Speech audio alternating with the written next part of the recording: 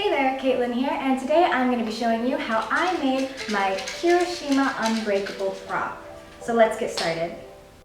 You will need a 1/4 inch thick crafting foam, blade, pencil and paper, contact cement, paint primer, paint to match your skin tone, and a Dremel tool. To start out, you're going to want to print out or make a gauntlet. For this video, I just used my Reaper gauntlet template and modified it, but you can find a lot of great templates for free online. I'll try to link to some below. For my prop, I didn't want it to cover my entire underside of my arm, so I modified it for more comfort.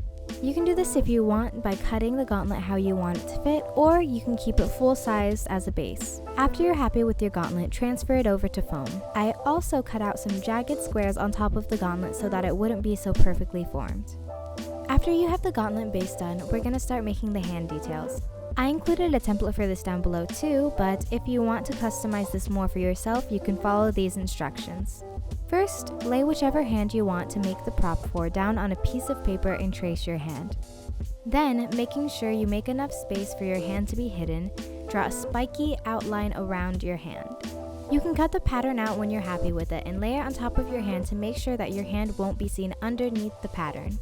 Now we're going to make the upper arm detail. My template is in the description below, which you can use or just look at for an idea of what I did. I overlaid the details so that the bottom base foam still shows underneath, and I made the edges on the bottom jagged as well as the top.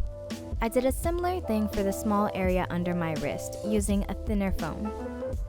Here I'm testing how I wanted the rough texture to look on my arm. I cut out strips of foam with the pointed arrow shape on one side. I glued these down to look like hardened versions of my fingers and then used the Dremel to shape the sides down. Next, I cut strips of foam of different lengths and sizes. First, I taped these all over the arm to get an idea of what I wanted it to look like. Then when I was happy, I glued it down and went to town on it with my Dremel tool. I shaved down both sides of all the glued strips of foams. I also Dremeled the main foam base itself to create different grooves and textures throughout the whole thing.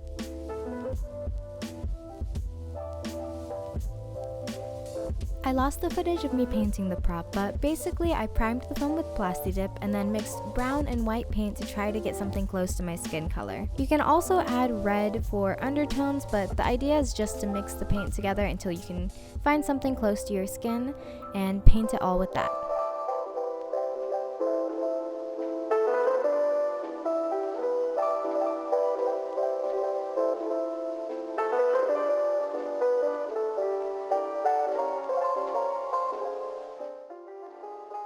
And that's it. That's how I made this lovely little arm right here. What I was going for with this is less of the truly Red Riot Unbreakable type of thing and more of how he used his quirk like earlier on where he would just isolate one area. So if you did want to go more for the Unbreakable Red Riot like route, Red Riot route, you can just build on more to this, add like bigger chunks of foam, make it look a lot more dramatic, but this is sort of the idea for the base of it.